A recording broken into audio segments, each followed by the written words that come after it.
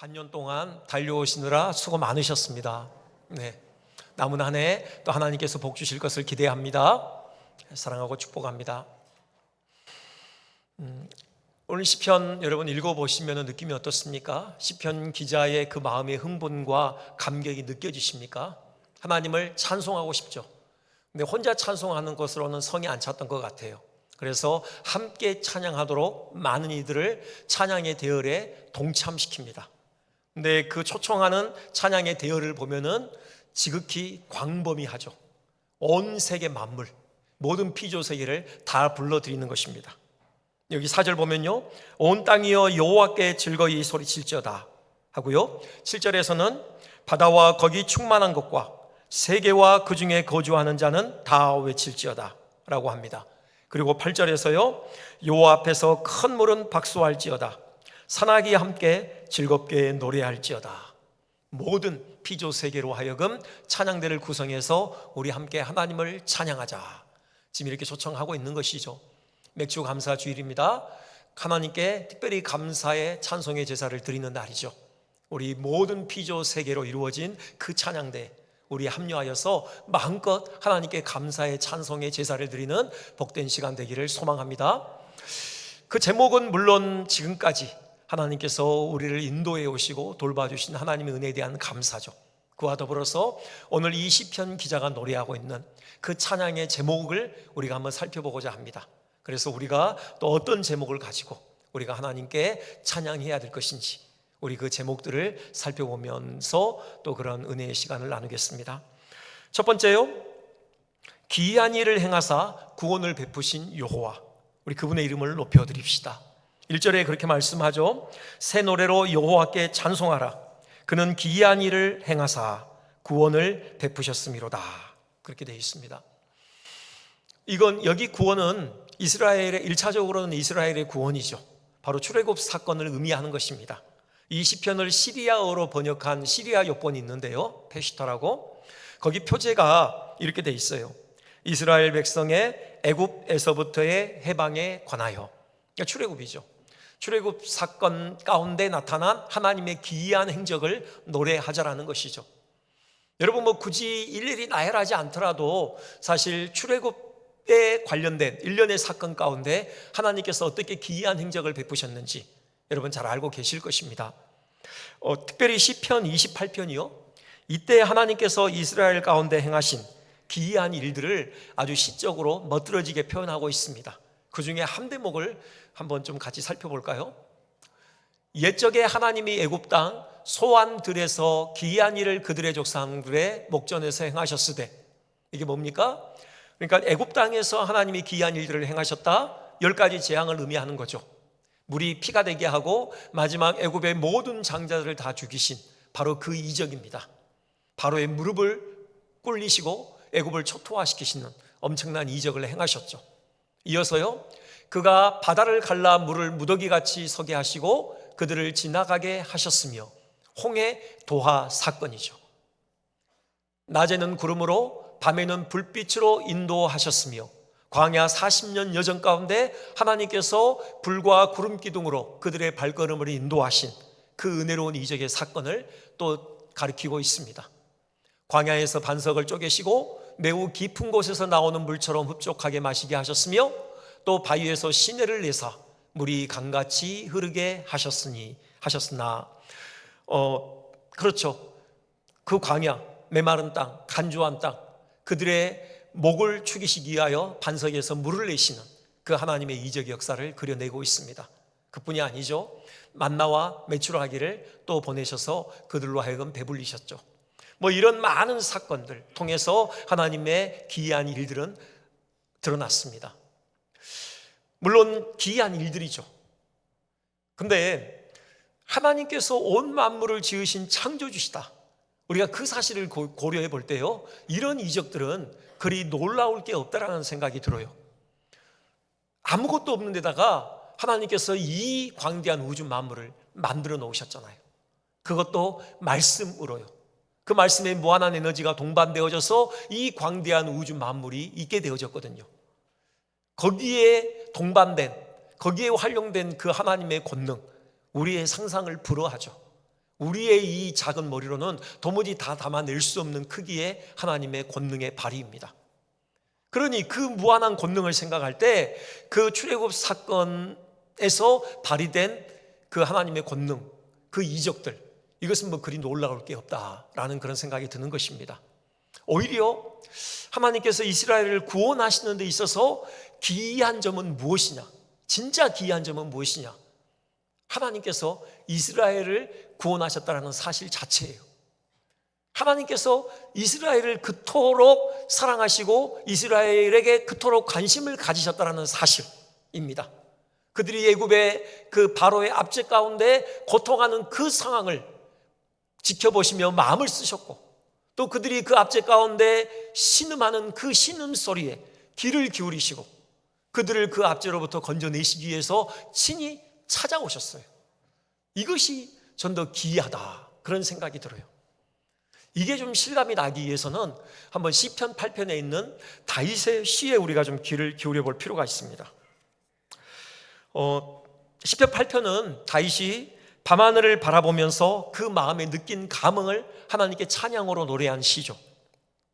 한밤의 대지를 조야하게 비치는 그 달빛, 밤하늘에 영롱하게 수놓은 그 수많은 별들을 바라보면서 그가 하나님의 그 장엄한 영광에 감격한 것이죠.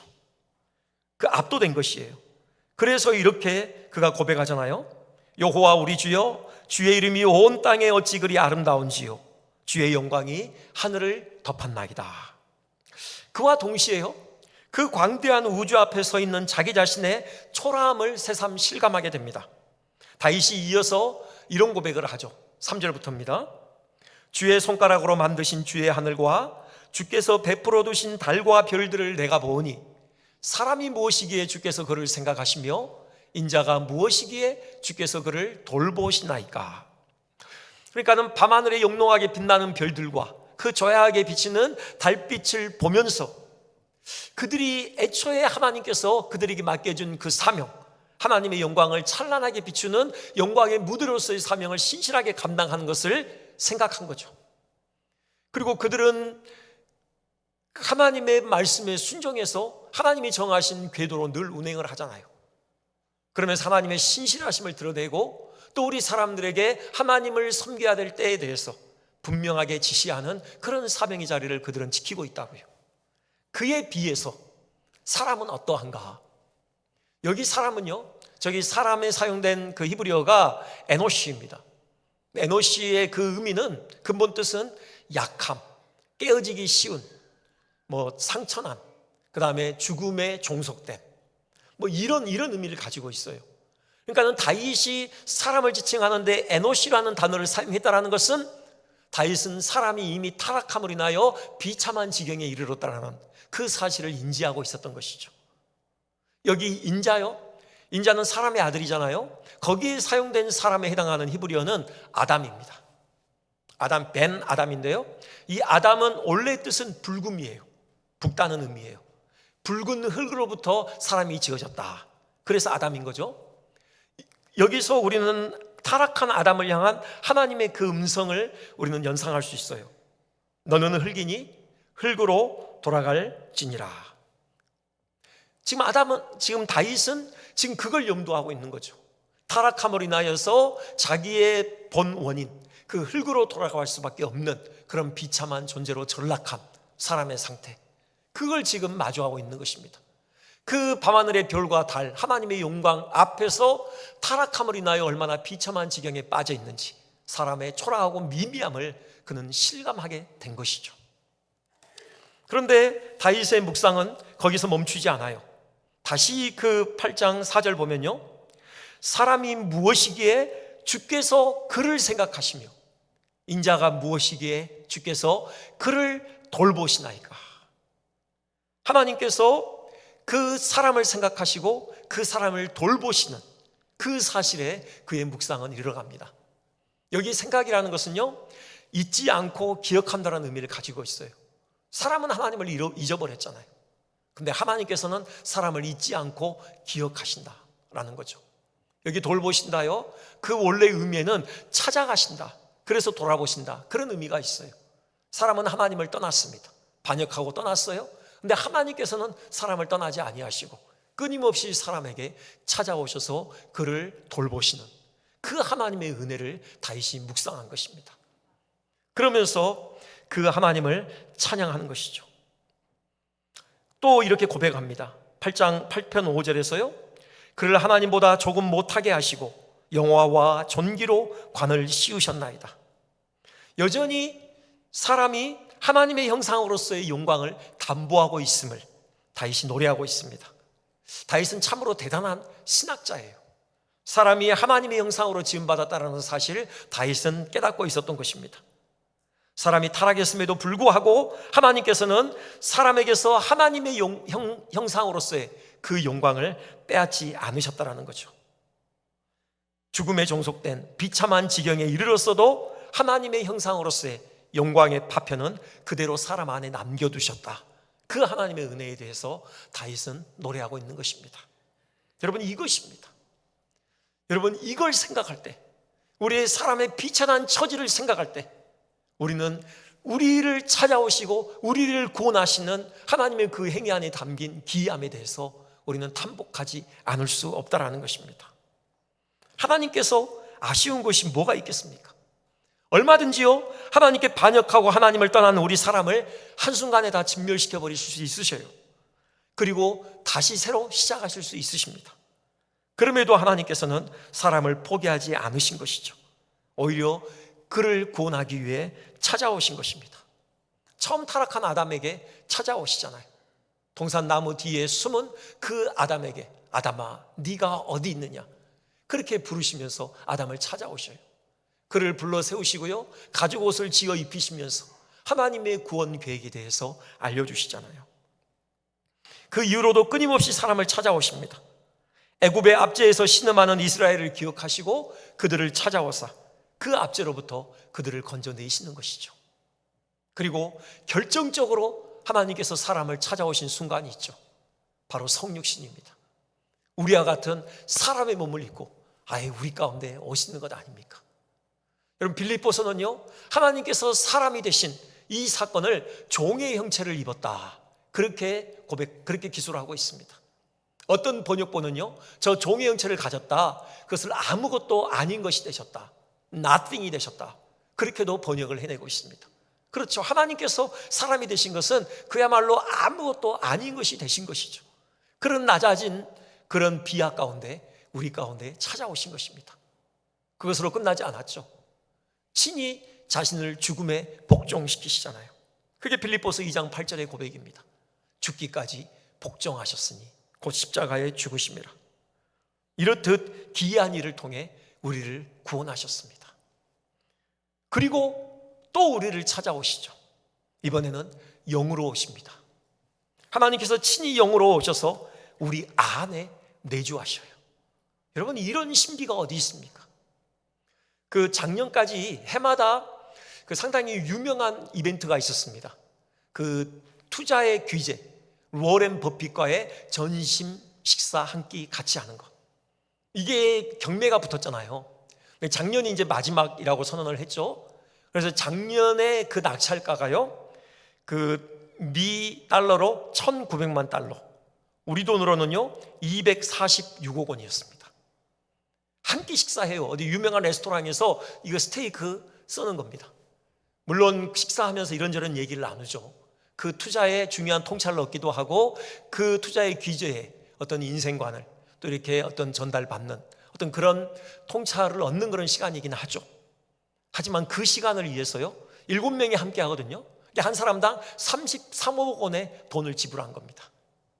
여러분, 그런데요, 하나님께서 온 천지 만물을 지으시고 이 만물을 그분의 뜻대로 다스리시는 그 하나님께서 영으로 우리 안에 오셨어요. 우리와 단지 점심 식사 함께 하시는 것 아닙니다. 매 순간 우리와 함께 더불어 먹고 마셔요. 영구히 떠나지 아니하시고요. 물론 33억 원보다 더한 값이 치러졌죠. 예수 그리스도의 핏값이 치러졌습니다. 하지만 우리가 치른 것 아니에요. 우리는 믿음으로 공짜로 이 은혜를 얻은 것입니다. 하나님의 영이 우리를 찾아오셔서 우리와 함께 더불어 먹고 마신다. 여러분, 이것처럼 기이한 일이 어디 있습니까? 귀한 일을 행하사 우리에게 구원을 베푸신 그 하나님의 은혜, 이번 맥주 감사주일에 함께 찬양하지 않으시겠습니까? 여러분, 두 번째요, 우리에게 주시는 또 찬송의 제목, 그건요, 자신의 영광을 위하여 구원을 베푸셨다라는 그 사실입니다. 하나님께서 그렇듯 우리를 구원하신 궁극적인 목적이 하나님 자신의 영광을 위함임을 시편 기자는 노래하고 있어요. 1절 후반부에 그렇죠? 그의 오른손과 거룩한 팔로 자기를 위하여 구원을 베푸셨습니다. 하나님께서 자기를 위하여 구원을 베푸셨다. 이것이 어떻게 우리에게 찬양의 주요한 주제가 될까? 여러분, 많이 생각했습니다. 이걸 어떻게 여러분에게 이해할 수 있도록 실감나게 전달할 수 있을까? 전 어제 한 4-5시간을 이것만 생각했어요. 한 줄도 못 쓰면서요. 근데 의외로 답은 너무 간단한 것 같아요. 뭡니까? 결국은 하나님께서 자기를 위하여 우리를 구원하셨다? 거기에 담겨있는 의미는 뭐냐면은 결국 우리의 구원을 통하여서 하나님께서 영광을 받으신다라는 거죠. 그러니까는 하나님께서 우리를 구원하실 때 하나님이 영도하신, 하나님이 그리신 그 그림이 있다라는 겁니다. 그게 뭐냐? 마음을 다하고 뜻을 다하고 정성을 다하여서 하나님을 사랑하는 하나님의 백성으로 온전히 우리를 빚으시는 거예요. 하나님의 백성으로서 왕 되신 하나님께 오롯이 순종하는 그런 백성을 만들어내시는 거예요. 그리고 우리는 또 하나님의 신부 아닙니까? 신랑 되신 하나님께 정말 그 순결한 정절을 지키는 그런 깨끗한 신부 만드시는 거예요. 그리고 또 우리는 하나님의 자녀이거든요. 아버지 되신 하나님의 거룩하심을 닮아서 우리가 온전히 거룩한 형상으로 빚어지는 것, 이것이 하나님이 우리를 구원하실 때 염두하신, 품으신 계획이요 그림이었던 거죠. 하나님은 이 그림을 완성하신다는 겁니다. 그래서 우리를 통해서 하나님으로 영광을 취하신다라는 그 사실이에요. 그렇다면 이게 왜 우리에게 찬송의 주제가 됩니까? 여러분, 하나님의 영광을 위해서 하나님께서 우리 안에 시작하신 구원을 온전히 이루어 가시기 때문에 그렇죠. 우리 안에 시작된 이 구원의 완성은 보증이 되어 있는 것입니다. 하나님의 영광을 위해서 하나님이 구원을 시작하셨으니 하나님은 반드시 그 영광을 위해서 이 구원을 완성에 이르게 하신다라는 것이죠. 우리는 정말 하나님의 말씀에 오롯이 순종하는, 그렇게 마음과 뜻과 정성을 다하여서 하나님을 사랑하는 하나님의 백성이 되고야 마는 것입니다. 하나님의 그 거룩하심을 오롯이 닮은 하나님의 자녀가 되고야 마는 것이에요. 하나님께 정말 순결을 지키는, 정절을 다하는 거룩한 신부가 되고야 마는 것입니다. 여기에 하나님의 신실하심, 하나님의 그 언약적인 사랑이 담겨 있는 거죠. 그게 바로 3절의 고백입니다. 3절 이렇게 고백하죠. 그가 이스라엘의 집에 베푸신 인자와 성실을 기억하셨으므로. 여기 인자가요, 그 유명한 헤세드입니다. 언약적 사랑을 의미하죠. 그리고 저 성실에 해당하는 히브리어는 에무나라고요. 여러분 아멘 있잖아요. 같은 의미인데 바로 신실함, 언약적인 신실함을 의미해요. 그러니까는 이스라엘을 구원하시는 데 있어서 하나님의 그 언약적인 사랑과 신실하심이 너무도 분명하게 드러났다라는 것이죠. 여러분 실제로 그래요. 여러분 구약 성경을 이미 익히 잘 알고 계시죠? 특별히 우리 새벽 예배 때 출애굽기부터 민수기까지 근간에 우리가 쭉 보아왔습니다. 우리가 그 장면들을 보아 넘기면서 두 번 놀라게 돼요. 첫 번째 놀라움은요, 그들은 하나님의 그 엄청난 기이한 역사를 현장에서 목도했거든요. 그럼에도 불구하고 조금만 어렵잖아요. 그럼 하나님께 마구 원망을 늘어놓습니다. 하나님을 반역해요. 하나님께 아주 못되게 굽니다. 그들의 완악함에 대해서 놀라게 되어져요. 그게 시편 78편 이렇게 그 장면을 이렇게 기술해요. 그들이 광야에서 그에게 반항하며 사막에서 그를 슬프시게 함이 몇 번인가. 그들이 돌이켜 하나님을 거듭거듭 시험하며 이스라엘의 거룩하신 이를 노엽게 하였도다. 그런데요, 또 하나 놀라운 사실이 있어요. 그렇게 그들이 거듭거듭 하나님께 반항하며 하나님께 못되게 굴매도 불구하고 하나님께서 여전히 그들을 긍휼히 여기신다라는 겁니다. 그들에게서 진노를 거두셔요. 그리고 신실하게 그들의 하나님으로서 하나님이 하실 일들을 감당하신다는 겁니다.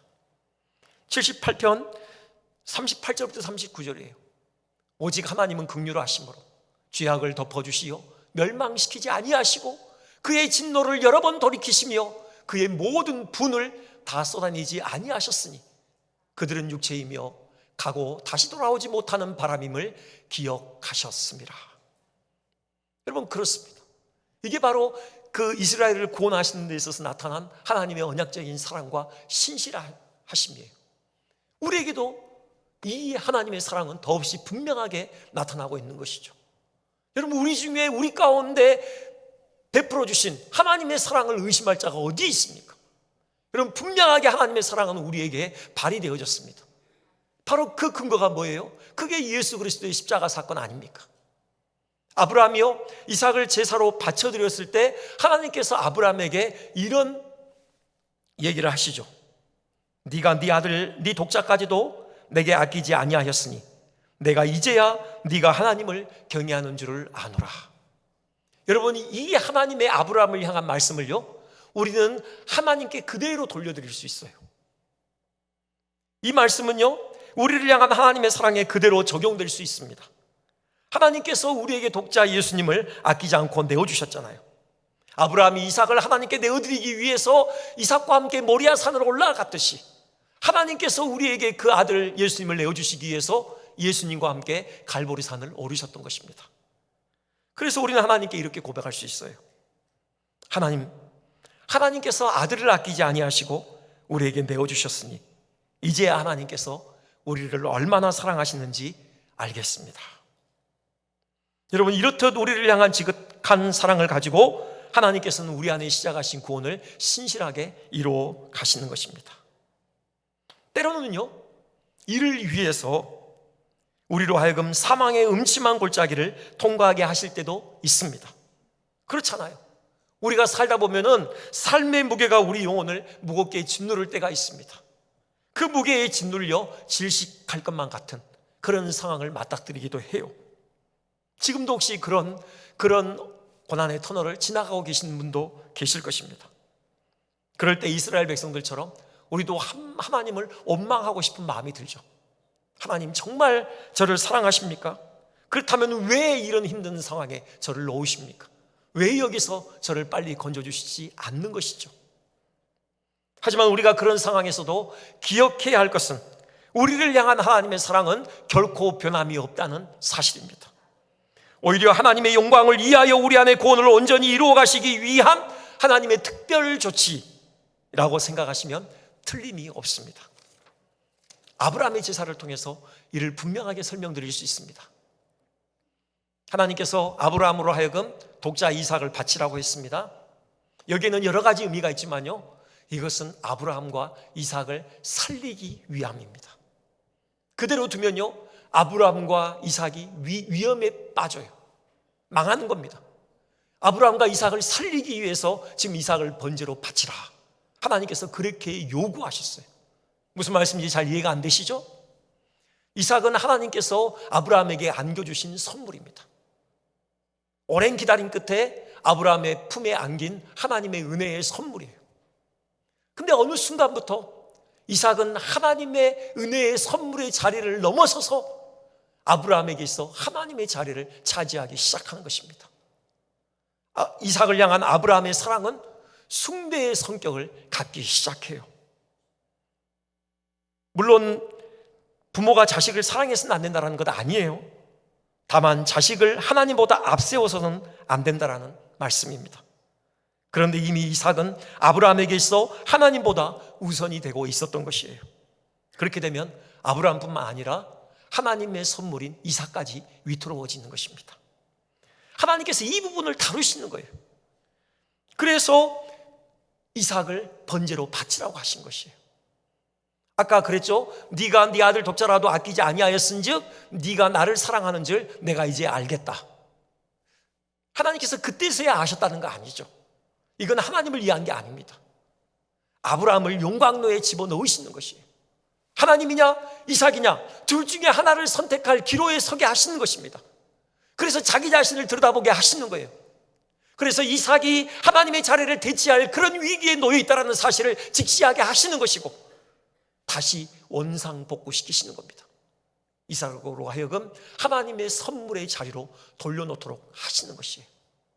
이삭이 그의 삶의 전부가 아니라 하나님께서 그의 삶의 전부라는 그 사실을 처절하게 깨닫게 하시는 것이죠.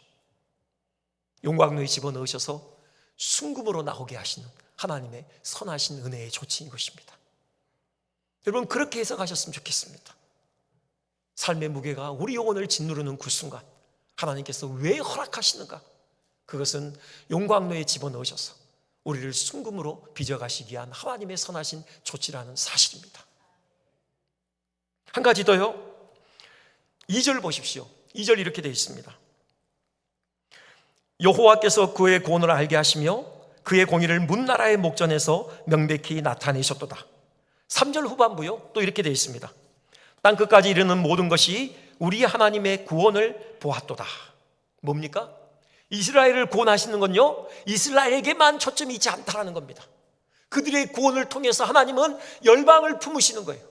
열방이 구원에 대한 소망을 가지고 그 구원의 반열에 동참하기를 기대하셨던 것이죠. 마찬가지입니다. 우리를 구원하시는 것은요, 우리 자신의 완성만이 아니에요. 우리를 통해서 하나님은 열방을 품으시는 겁니다. 우리 주변의 가족들, 우리 또 만나는 사람들, 이 지역을 살고 있는 사람들, 나아가서 열방에 마지막 한 영혼이 쉽게 돌아오는 그 순간까지 하나님 우리를 통해서 그 구원을 이루어가기를 소망하시는 것이죠. 여러분, 이 일을 위해서 하나님은 우리를 사용하실 것입니다. 우리에게 필요한 것들을 공급하실 것이에요. 우리를 성령으로 충만하게 하실 것입니다. 우리에게서 하나님의 그 생명의 찬란한 빛이 빛나도록 하나님 우리를 계속해서 빚어가실 것이에요. 우리에게 물질의 복을 필요하면 주실 것입니다. 우리에게 지혜를 주실 것이고요, 필요할 때 우리에게 육체의 강건함을 주실 것입니다. 그의 많은 필요들을 공급하셔서 정말 세상에 하나님의 그 생명의 빛을 찬란하게 비추고 많은 영혼들이 이 구원의 반열에 함께 동참하는 은혜의 통로로서 우리를 사용하실 것입니다. 그 하나님을 어찌 우리가 찬양하지 않을 수가 있겠습니까? 마지막으로 한 가지만 간단하게 살펴보겠습니다. 또 하나의 찬송의 제목이 있죠. 9절입니다. 9절 이렇게 되어 있습니다. 그가 땅을 심판하러 임하실 것이미로다. 그가 의로 세계를 판단하시며 공평으로 그의 백성을 심판하시리로다. 마지막 날에 주님께서 심판주로 이 땅에 오신다라는 그 사실입니다. 여기 백성은요, 단수로 번역이 됐는데 원어는 복수예요. 백성들입니다. 모든 민족을 다 포괄하는 거예요. 하나님의 심판대 앞에 서지 않을 자는 아무도 없어요. 예외 없이 모두가 하나님의 심판대 앞에 서야 한다는 사실입니다. 우리 주님께서요, 의와 공평으로 심판하십니다. 우리 주님 모든 걸 다 아시잖아요. 우리의 마음을 꿰뚫어 보시는 분이십니다. 그분이 의와 공평으로 우리를 심판하신다고 해요. 그래서 로마서에서는요, 하나님께서 각 사람에게 행한 대로 보응하신다, 그렇게 기술한 바 있습니다. 우리 주님의 심판은 조금도 그릇됨이 없으며 따라서 주님의 심판 결과에 대해서는요, 아무도 이의를 제기할 수 없을 것입니다. 요한계시록 19장 2절이죠. 그의 심판은 참되고 의로운지라. 모두가 그렇게 고백할 수밖에 없을 것입니다. 자, 그러면 질문을 드립니다. 이 하나님의 엄밀롭고 공의로운 심판이 어찌 우리에게 찬송의 주제가 되는 것입니까? 답은 이렇습니다. 주님의 심판은 우리의 구원의 완성을 위한 것이기 때문입니다. 주님의 심판을 통해서 구원이 완성되는 것입니다. 하나님 나라가 완성되는 것입니다. 여러분, 우리는 주님의 심판대 앞에 서는 것을 두려워할 필요가 없습니다. 그 심판대에서 심판하시는 재판장이 누구십니까? 우리를 위해서 생명을 내어놓으신 예수 그리스도십니다. 무엇을 두려워할 일이 있겠습니까? 이미 우리가 예수님을 믿는 순간 우리는 그 영원한 하나님의 법정에서 의롭다 하는 선고를 받았습니다. 이 선고는 영원히 번복되지 않습니다. 우리의 의에 근거하지 않고 예수 그리스도의 의에 근거하고 있기 때문에 이 선고는 결코 번복되지 않는 것입니다. 그게 로마서 8장 1절이죠. 우리 한번 같이 한번 봉독해 볼까요? 자, 시작. 그러므로 이제 그리스도 예수 안에 있는 자에게는 결코 정죄함이 없나니. 그렇습니다. 우리는 마지막 하나님의 심판대 앞에서 이미 우리를 향하여 선고된 그 칭의 선언을 최종적으로 확인하게 될 것입니다. 오히려 우리 주님께서요, 이 땅에서 우리가 주를 위하여 수고한 그 수고에 대한 보상을 허락하실 것입니다. 물론 말씀드렸듯이 우리의 수고 그 자체만으로는 하나님 보시기에 턱없이 부족한 것입니다. 하지만 주님의 온전하신 의로 포장하셔서 하나님께서 받으심직만 한 것으로 만드시는 것입니다. 또한 우리가 수고한 그 수고의 근원은 우리의 힘이 아니라 하나님의 은혜죠. 그럼에도 불구하고 우리의 수고에 대해서 하나님께서는 충분한 상을 안겨주시는 것입니다. 바울 사도의 기대에 의하면요, 우리 머리에 의의 면류관을 씌워 주실 것입니다. 우리 마지막으로 한번 봉독해 볼까요? 자, 시작. 이제 후로는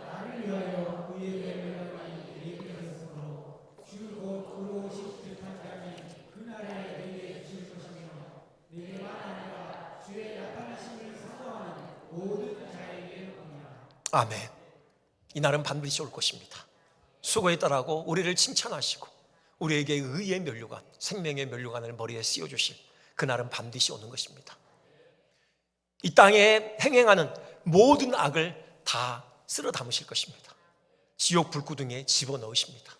이 땅에 악이 소재되고 온전히 의만 거하는 새하늘과 새 땅이 펼쳐지는 것입니다. 여러분, 그러니 우리가 그 주님 오실 날을 어찌 고대하지 않을 수 있겠습니까? 그렇게 심판하러 오실 그 주님을 어찌 우리가 찬송하지 않을 수 있겠습니까? 여러분, 그날을 고대하면서 우리에게 주어진 이 삶의 자리를 우리가 힘있게 지켰으면 좋겠습니다. 우리에게 맡겨진 사명의 길을 우리가 힘있게 부단하게 우리가 걸어갔으면 좋겠습니다.